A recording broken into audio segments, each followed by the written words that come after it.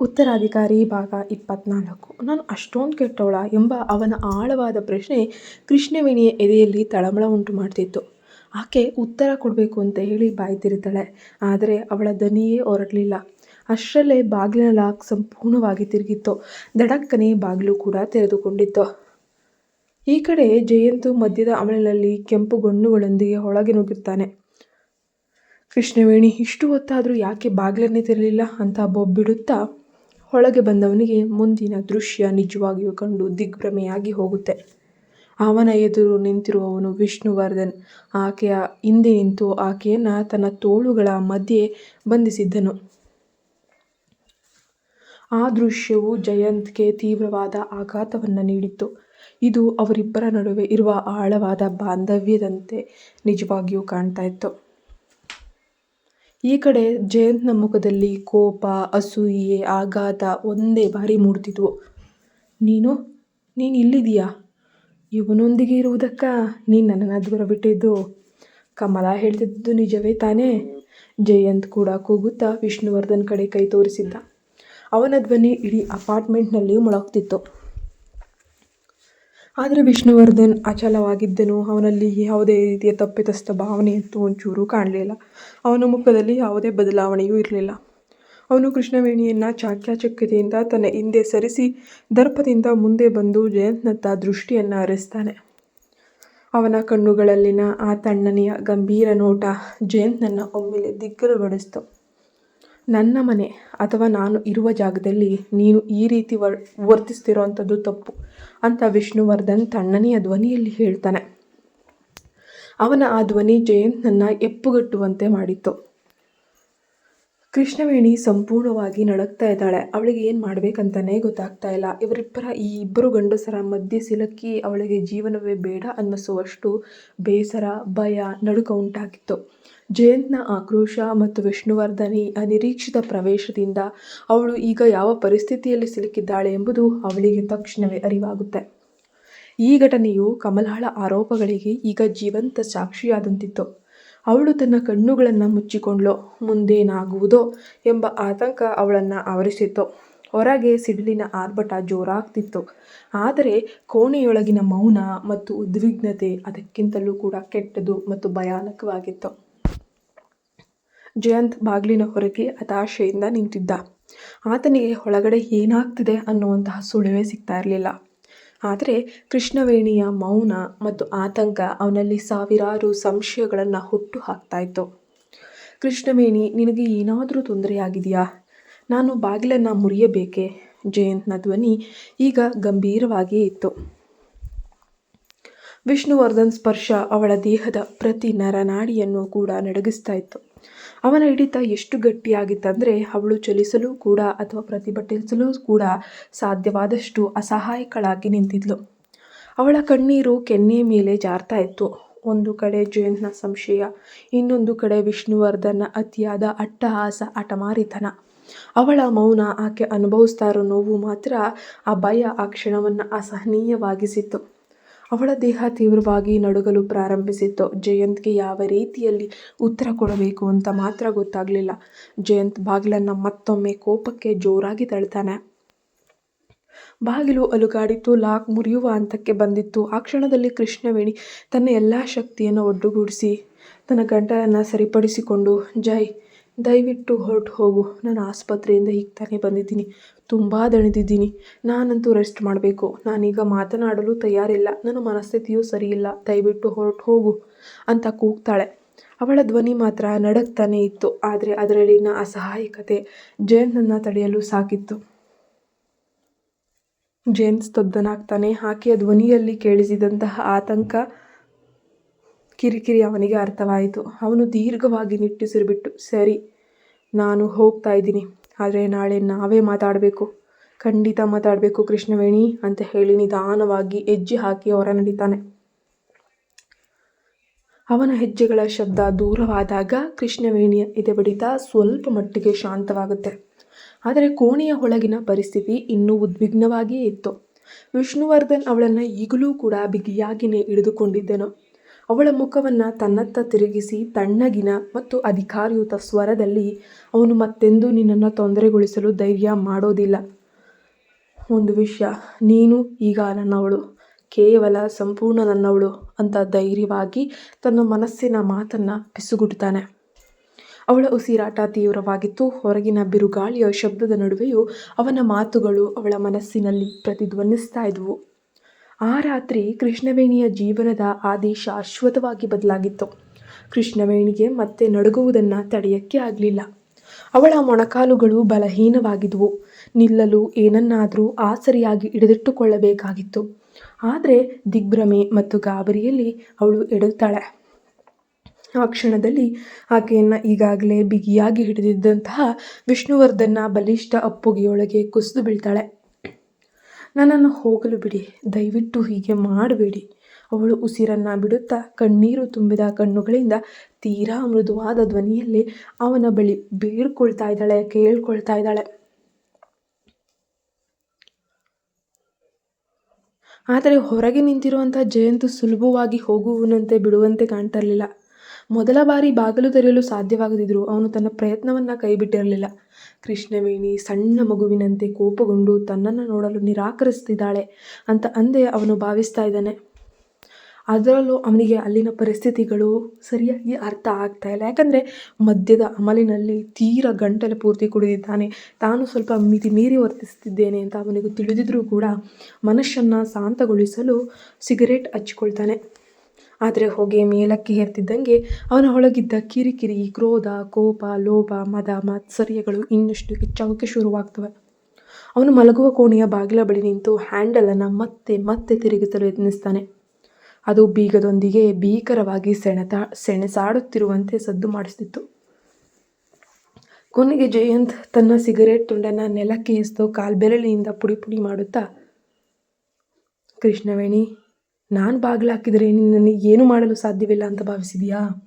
ನೀನು ನನಗೆ ನಿಶ್ಚಿತಾರ್ಥವಾದ ಹುಡುಗಿ, ನನ್ನನ್ನು ಮದುವೆಯಾಗಬೇಕಾದವಳು, ನಾನು ಪ್ರಾಣಕ್ಕಿಂತ ಹೆಚ್ಚಾಗಿ ಪ್ರೀತಿಸಿದವಳು, ನೀನೇ ನನ್ನ ಹೆಂಡತಿ ಅಂತ ಗಟ್ಟಿಯಾಗಿ ಹೋಗ್ತಾನೆ. ಆದರೂ ಜಯಂತ್ ಹತ್ತಿರ ಬಂದು ಮಲಗುವ ಕೋಣೆಯ ಬಾಗಿಲನ್ನು ಹಿಡಿಕೆಯನ್ನು ಬಲವಾಗಿ ತಿರುಗಿಸೋಕೆ ಪ್ರಯತ್ನಿಸಿದ. ಅವನು ಸತತವಾಗಿ ಕೆಲವು ಬಾರಿ ಯತ್ನಿಸಿದನು. ಬಾಗಿಲು ಕದಲೇ ಇಲ್ಲ, ಯಾಕಂದರೆ ಅದನ್ನು ಒಳಗಿನಿಂದ ಲಾಕ್ ಮಾಡಲಾಗಿತ್ತು. ಆದರೆ ಅದು ಕೇವಲ ಸಾಮಾನ್ಯ ಬಾಗಿಲಿನ ಗುಬ್ಬಿಯಾಗಿದ್ದರಿಂದ ಬಲವಾಗಿ ತಳ್ಳಿದರೆ ಮುರಿಯುವ ಅಪಾಯ ಕೂಡ ಇತ್ತು. ಕೃಷ್ಣವೇಣಿಯ ಹೃದಯ ಆತಂಕದಿಂದ ಗಂಟಲಿಗೆ ಬಂದಂತಾಯಿತು. ಅವಳ ಮುಖ ಭಯದಿಂದ ಬಿಳುಚಿಕೊಂಡಿತ್ತು, ಸಂಪೂರ್ಣವಾಗಿ ರಕ್ತಹೀನವಾಗಿ ಕಾಣ್ತಾ ಇತ್ತು. ಅಷ್ಟರಲ್ಲಿ ವಿಷ್ಣುವರ್ಧನ್ ಉರಿಯುವಂತಹ ಚುಂಬನ ಅವಳ ತುಟಿಗಳನ್ನು ಸಂಪೂರ್ಣವಾಗಿ ಆವರಿಸಿತು. ಅವಳು ಅವನತ್ತ ದೀನವಾಗಿ ನೋಡ್ತಾ ಇದ್ದಾಳೆ. ಅವಳ ಕಣ್ಣುಗಳಲ್ಲಿ ಆಳವಾದ ದುಃಖವಿತ್ತು. ತಾನು ಏನು ಮಾಡ್ತಿದ್ದೀನಿ, ಏನು ಮಾಡಬೇಕು ಅನ್ನೋ ಕ್ಲಾರಿಟಿನೇ ಇಲ್ಲದೆ ಅವಳಿಗಂತೂ ತೀವ್ರವಾದ ದುಃಖ, ಹತಾಶೆ ಮನೆ ಮಾಡಿತ್ತು. ದಯವಿಟ್ಟು ಬೇಡ, ನಿಲ್ಲಿಸಿ ಎಂಬಂತೆ ಕರುಣಾಜನಕವಾಗಿ ತಲೆಯಾಡಿಸೋದು ಮಾತ್ರ ಅವಳಿಗೆ ಸಾಧ್ಯವಾದಂಥ ಕೆಲಸ. ವಿಷ್ಣುವರ್ಧನ್ ಆಕೆಯನ್ನು ಬಿಡದೆ ಚುಂಬಿಸ್ತಾನೇ ಇದ್ದ. ಸ್ವಲ್ಪ ವಿರಾಮದ ನಂತರ ಅವಳಿಂದ ಸ್ವಲ್ಪ ದೂರ ಬಂದ. ಅವನ ಕಣ್ಣುಗಳಲ್ಲಿ ತಡೆಯಲಾರದ ಆಸೆಯ ಬೆಂಕಿ ಅನ್ನೋದು ಹುರಿತಾನೇ ಇತ್ತು. ಆ ವ್ಯಕ್ತಿಯ ಕೆತ್ತಿದಂತಿದ್ದ ಮುಖ ಒಂದು ಭಾಗವು ಅವಳ ಕೆನ್ನೆಯ ಮೇಲೆ ತೀವ್ರವಾಗಿ ಹೊತ್ತಲ್ಪಟ್ಟಿತ್ತು. ಅವನು ಪುಟ್ಟ ಪುಟ್ಟ ಮೀಸೆ ಚುಚ್ಚುತ್ತಾ ಇತ್ತು. ಅವರಿಬ್ಬರ ದೇಹಗಳು ಬೆಚ್ಚಗಿದ್ವು ಮತ್ತು ಕೃಷ್ಣವೇಣಿಯ ಮಣಿಕಟ್ಟುಗಳು ಮೇಲಿದ್ದ ವಿಷ್ಣುವರ್ಧನ್ನ ಬಲಿಷ್ಠ ಕೈ ಹಿಡಿತ ಕೊಂಚವೂ ಕೂಡ ಸಡಿಲವಾಗಲೇ ಇಲ್ಲ.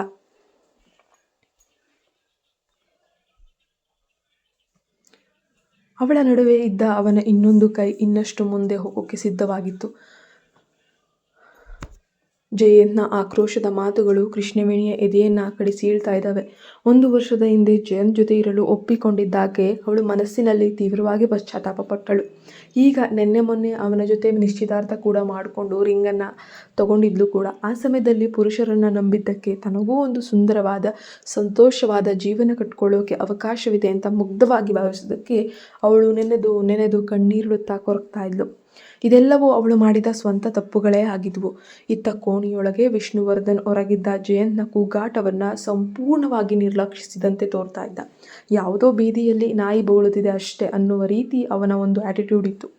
ಮನೆಯಲ್ಲಿ ಅವರಿಬ್ಬರೇ ಇರುವಂತೆ ವರ್ತಿಸುತ್ತಾ ಕೃಷ್ಣವೇಣಿಯ ಸುಂದರವಾದ ಮೆದುವಾದ ಆ ಆಕಾರವನ್ನ ಮೇಲಷ್ಟೇ ತನ್ನ ಗಮನವನ್ನು ಕೇಂದ್ರೀಕರಿಸ್ತಾ ಇದ್ದ.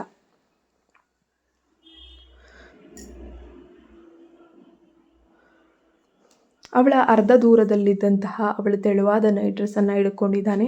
ನಂತರ ಅವನು ಆ ಬಟ್ಟೆಯನ್ನು ಎಳೆದು ನೈಟ್ ಗೌನ್ನ ಹೆಚ್ಚಿನ ಭಾಗವನ್ನು ತನ್ನ ಇನ್ನೊಂದು ಕೈಯಲ್ಲಿ ಸುತ್ತಿಕೊಳ್ತಾ ಇದ್ದಾನೆ. ಆದರೆ ಆ ವ್ಯಕ್ತಿ ಆಕೆಯನ್ನು ಬಿಡಲೇ ಇಲ್ಲ. ಅವನ ತೀಕ್ಷ್ಣವಾದ ನೋಟ ಅವಳ ಸೊಂಟದವರೆಗೂ ಚಲಿಸಿತ್ತು. ಈ ಕ್ಷಣದಲ್ಲಿ ಕೃಷ್ಣವೇಣಿಗೆ ಆತನನ್ನು ನಿರಾಕರಿಸೋಕ್ಕೂ ಸಾಧ್ಯವಾಗ್ತಾ ಇಲ್ಲ, ಅಥವಾ ಅದನ್ನು ಅನುಭವಿಸಲಿಕ್ಕೂ ಸಾಧ್ಯವಾಗ್ತಾ ಇಲ್ಲ. ಕೃಷ್ಣವೇಣಿಗೆ ತೀವ್ರವಾದ ನಾಚಿಕೆ, ಸಂಕೋಚವಾಗಿತ್ತು.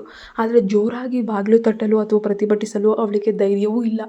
ತಾನು ಸ್ವಲ್ಪ ಹೆಚ್ಚು ಶಬ್ದ ಮಾಡಿದರೂ ಹೊರಗಿರುವ ಜಯಂತ್ಗೆ ಇಲ್ಲಿ ಯಾರೋ ಇದ್ದಾರೆ ಅನ್ನೋ ಅನುಮಾನವೂ ಕೂಡ ಬಂದು ಬಿಡಬಹುದು ಎಂದು ಅವಳು ಹೆದರ್ತಾಳೆ. ಏನೇ ಆದರೂ ಕೂಡ ಒಂದೇ ಸಮಯದಲ್ಲಿ ಇಬ್ಬರು ಪುರುಷರ ಮುಂದೆ ತನ್ನ ಅವಮಾನಕರ ಸ್ಥಿತಿ ಬಯಲಾಗುವಂಥದ್ದು ಅವಳು ಬಯಸಿರಲಿಲ್ಲ. ಜಯಂತ್ ಈಗಿರುವಾಗ ಈ ಸ್ಥಿತಿಯನ್ನು ನೋಡಿದರೆ ಅಥವಾ ಕೇಳಿದರೆ ಆತ ತನ್ನನ್ನು ಖಂಡಿತ ವಂಚಕಿ ಅಂತ ನಿಂದಿಸ್ತಾನೆ. ನಾನು ಈಗಿರುವಂತಹ ಪರಿಸ್ಥಿತಿ ಎಂತಹ ಕಠೋರವಾಗಿದೆ ಎಂಬ ಭಯ ಅವಳನ್ನು ಆವರಿಸೋಕೆ ಶುರು ಮಾಡುತ್ತೆ. ಅವಳು ಯಾರಿಂದಲೂ ದೂಷಿಸಲ್ಪಡಲು ಬಯಸಿರಲಿಲ್ಲ. ನೀನು ಧರಿಸಿರುವ ಈ ಉಡುಪನ್ನು ನೋಡು.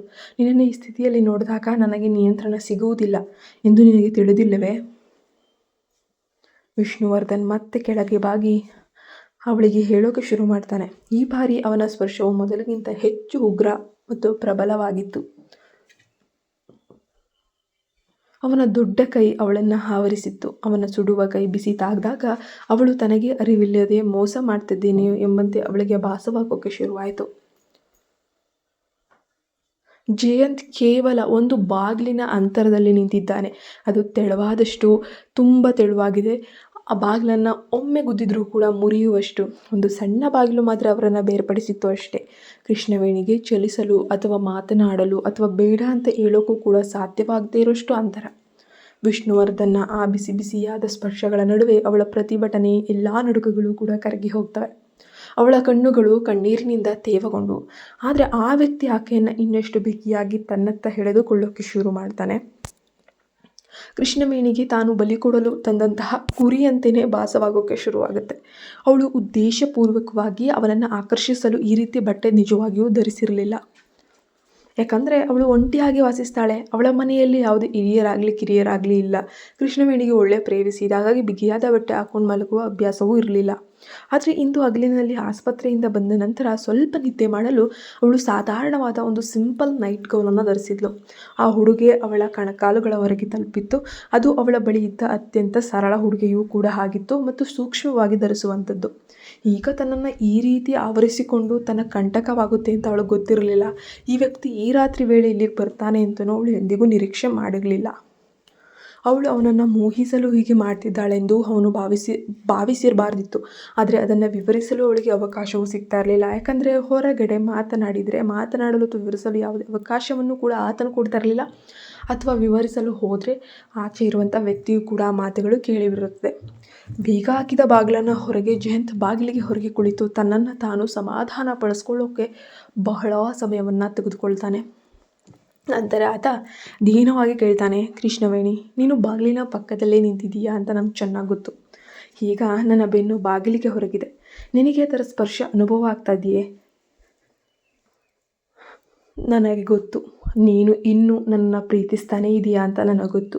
ನಾನು ಕೂಡ ಅಷ್ಟೇ. ನಿನ್ನನ್ನು ಪ್ರಾಣಕ್ಕಿಂತ ಹೆಚ್ಚಾಗಿ ಪ್ರೀತಿಸ್ತೀನಿ. ನಿನ್ನನ್ನು ಬಿಟ್ಟು ನನ್ನ ಹೆಂಡತಿಯಾಗಿ ಯಾರನ್ನೂ ಸ್ವೀಕರಿಸಲು ಸಾಧ್ಯವಿಲ್ಲ. ಸಾಕು. ಕೃಷ್ಣವೇಣಿ ತನ್ನ ಕಾಲುಗಳನ್ನು ಬಿಗಿದುಕೊಂಡಳು. ಅವಳ ದೇಹವು ತೀವ್ರವಾಗಿ ನಡುಗಲು ಪ್ರಾರಂಭಿಸಿತು. ಅವಳ ಬೆನ್ನು ಬಾಗಿಲಿಗೆ ಬಿಗಿಯಾಗಿ ಹೊತ್ತುಕೊಂಡಿತ್ತು.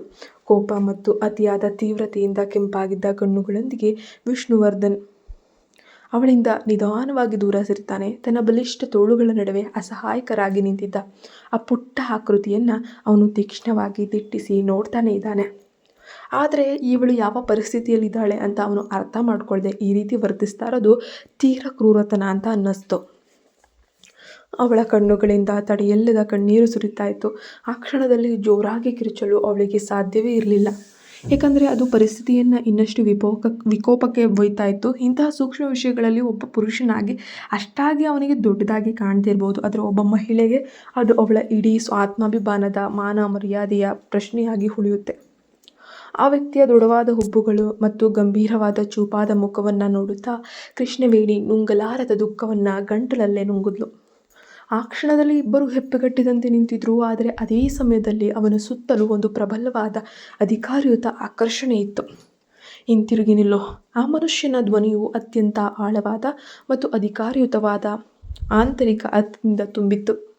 ಕೃಷ್ಣವೇಣಿಗೆ ಜೀವನದ ಹೆಚ್ಚಿನ ಅನುಭವ ಇಲ್ಲದೇ ಇರಬಹುದು, ಆದರೆ 5 ವರ್ಷಗಳ ಹಿಂದೆ ಏನು ನಡೆದು ಹೋದಂತಹ ಆ ಒಂದು ಘಟನೆ ಅವಳ ಮನಸ್ಸಿನಲ್ಲಿ ಇಂದಿಗೂ ಕೂಡ ಹಚ್ಚ ಹಸಿರಾಗಿಯೇ ಉಳಿದಿತ್ತು. ಅವನು ಹಿಂತಿರುಗಿ ಎಂದು ಆಜ್ಞಾಪಿಸಿದಾಗ ಅವಳಿಗೆ ಆ ನೋವಿನ ರಾತ್ರಿಗಳ ನೆನಪುಗಳು ತಕ್ಷಣವೇ ಮರಳೋಕೆ ಶುರು ಮಾಡ್ತವೆ. ಅವಳು ಜೋರಾಗಿ ಏನನ್ನೂ ಕೂಡ ಹೇಳಲಾಗದೆ ಕಣ್ಣೀರು ತುಂಬಿದಂತಹ ಕಣ್ಣುಗಳಿಂದ ತಲೆಯನ್ನು ಅಳ್ಳಾಡಿಸಿ ಬೇಡ ಬೇಡ ಅಂತ ಹೇಳಿ ಬೇಡ್ಕೊಳ್ತಾನೇ ಇದ್ಲು. ಆದರೆ ತಾನು ಏನೇ ಹೇಳಿದರೂ ಕೂಡ ಅಥವಾ ಎಷ್ಟೇ ಬೇಡಿಕೊಂಡರೂ ಕೂಡ ಆ ಕ್ಷಣದಲ್ಲಿ ಯಾವುದೇ ಪ್ರಯೋಜನವಿಲ್ಲ ಎಂಬುದು ಅವಳಿಗೆ ಸೂಕ್ಷ್ಮವಾಗಿ ತಿಳಿದಿತ್ತು. ಈ ಮನುಷ್ಯ ಯಾರಿಗೆ ಅಥವಾ ಯಾವುದಕ್ಕೂ ಹೆದರುವವನು ಖಂಡಿತ ಅಲ್ಲ. ಅವನು ತನ್ನ ಮನಸ್ಸಿಗೆ ಬಂದದ್ದನ್ನು ಮಾಡಿಯೇ ತೀರ್ತಿದ್ದ. ಅವನು ಯಾರಿಗೂ ಹೆದರುವವನೂ ಅಲ್ಲ. ಅವನು ಯಾವುದೇ ರೀತಿಯಲ್ಲೂ ಕೂಡ ಅಸಾಮಾನ್ಯನೂ ಆಗಿರಲಿಲ್ಲ. ಇತರರ ಕೈಗೊಂಬೆಯಾಗಿ ಬದುಕುವಂತಹ ಜೀತದ ಜೀವನದಿಂದ ಕೃಷ್ಣವೇಣಿಗೆ ಸಂಪೂರ್ಣವಾಗಿ ಬೇಸತ್ತು ಹೋಗಿತ್ತು. ಈ ಜೀವನವೇ ಬೇಡ ಅನ್ನೋಷ್ಟು ಮಟ್ಟಕ್ಕೆ ಜೀವವನ್ನು ಕಳೆದುಕೊಳ್ಳುವಷ್ಟು ನೋವಾಗಿತ್ತು. ಅವಳು ಕೋಪದಿಂದ ಹಲ್ಲನ್ನು ಕಡಿದುಕೊಂಡಳು.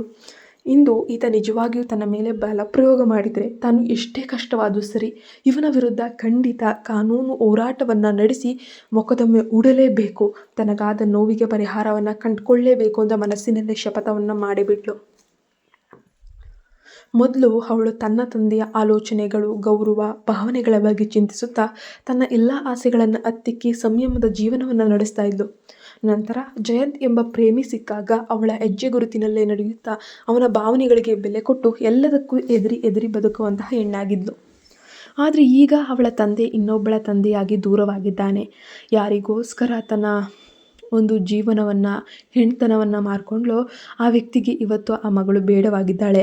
ಇತ್ತ ಪ್ರೀತಿ ತೋರಿಸಬೇಕಾಗಿದ್ದಂತಹ ಗೆಳೆಯ ಜಯಂತ್ ಅವಳ ಸ್ವಾಭಿಮಾನವನ್ನೇ ನೆಲಕ್ಕೆ ಹಾಕಿ ತುಳಿಯುವಂತಹ ರಾಕ್ಷಸನಾಗಿದ್ದ. ಎಲ್ಲವನ್ನ ಕಳೆದುಕೊಂಡ ಹತಾಶೆಯ ಕ್ಷಣದಲ್ಲಿ ಕೃಷ್ಣವೇಣಿಯ ಒಳಗಿದ್ದ ಭಯವೆಲ್ಲವೂ ಕರಗಿ ಅವಳು ಇದ್ದಕ್ಕಿದ್ದಂತೆ ಮಾನಸಿಕವಾಗಿ ಹೆಚ್ಚು ಸ್ವತಂತ್ರಳಾಗೋಕ್ಕೆ ಶುರು ಮಾಡ್ತಾಳೆ. ಅವಳು ಅಂತಿಮವಾಗಿ ಆ ಸತ್ಯವನ್ನು ಅರ್ಥಕೊಂಡ್ಳು. ಕೊನೆಗೆ ಕಳೆದುಕೊಳ್ಳಲು ಅವಳ ಬಳಿ ಯಾವುದೂ ಇರಲಿಲ್ಲ, ಏನೂ ಇರಲಿಲ್ಲ. ತನ್ನವರು, ತನ್ನನ್ನು ಪ್ರೀತಿ ಮಾಡುವಂತಹ ವ್ಯಕ್ತಿಗಳಂತೂ ಮೊದಲೇ ಇರಲಿಲ್ಲ. ಆದ್ದರಿಂದ ಅವಳು ಯಾರ ಮುಂದೆಯೂ ಕೂಡ ತಲೆಬಾಗಿಸದೆ ಎತ್ತರವಾಗಿ ನಿಲ್ಲಬಹುದು. ಬೇರೆಯವರು ನನ್ನ ಬಗ್ಗೆ ಏನನ್ನ ಯೋಚಿಸ್ಕೊಳ್ಳಿ ಎಂಬುದರ ಬಗ್ಗೆ ಅವಳು ಇನ್ನು ಮುಂದೆ ಕೊಂಚವೂ ಕೂಡ ಚಿಂತಿಸಬೇಕಾಗಿರುವಂತಹ ಅನಿವಾರ್ಯತೆ ಇರಲಿಲ್ಲ. ಹೊರಗಿರುವ ಆ ಹುಚ್ಚನ ಕಾರಣಕ್ಕಾಗಿಯೇ ನೀನು ನನ್ನನ್ನು ಬೇಡ ಅಂತ ಹೇಳ್ತಿರುವುದಾ? ವಿಷ್ಣುವರ್ಧನ್ ಆಕೆಯನ್ನು ತಣ್ಣಗೆ ನೋಡ್ತಾ ಪ್ರಶ್ನೆ ಮಾಡ್ತಿದ್ದಾನೆ. ಅವನ ಕಣ್ಣುಗಳು ತೀವ್ರತೆಯಿಂದ ಅಗಲವಾಗ್ತಾ ಇದ್ದಾವೆ. ಅವನು ಅವಳ ಮುಖವನ್ನು ಹಿಡಿದು ಮತ್ತೆ ಪ್ರೀತಿಯಿಂದ ಚುಂಬಿಸಲು ಕೆಳಗೆ ಬಾಗ್ತಾನೆ. ಅದು ಅತ್ಯಂತ ಮೃದುವಾದ, ತಿಳಿನೀರಿನಂತೆ ಸ್ವಚ್ಛವಾದ ಮತ್ತು ಉಲ್ಲಾಸಕರವಾದ ಮುತ್ತಾಗಿತ್ತು. ಅವಳು ಮೊದಲು ಆ ಮೃಗದಂತಹ ವರ್ತನೆಗೂ ಆ ಒಂದು ತೀವ್ರತೆಗೂ ಬಹಳ ವ್ಯತ್ಯಾಸವಿತ್ತು. ಸಂಪೂರ್ಣವಾಗಿ ಗ್ರಹಿಸುವಂತಹ ಮೊದಲೇ ಆ ವ್ಯಕ್ತಿ ಅವಳ ಒಂದು ಪ್ರೀತಿಯಿಂದ ದೂರ ಸರಿದು ಆಕೆಯನ್ನು ತನ್ನತ್ತ ತಿರುಗಿಸಿಕೊಳ್ತಾ ಇದ್ದಾನೆ. ಇನ್ನು ಮುಂದೆ ಏನಾಗಬಹುದು, ಯಾರು ಊಹಿಸಲಾರದಂತೂ. ಮುಂದೆ ನೋಡೋಣ ಏನಾಗುತ್ತೆ ಅಂತ. ಈ ಕಥೆ ಭಾಗ ನಿಮ್ಗೆ ಇಷ್ಟ ಆಗಿದ್ರೆ ದಯವಿಟ್ಟು ನನಗೆ ಈ ಮೂಲಕ ನೀವು ಸಪೋರ್ಟ್ ಮಾಡಬಹುದು. ನಿಮ್ಗೆ ಇಷ್ಟ ಆದಷ್ಟು ಡೊನೇಟ್ ಮಾಡಿ, ನಿಮಗೆ ಸಾಧ್ಯ ಆದರೆ ಮಾತ್ರ. Thank you.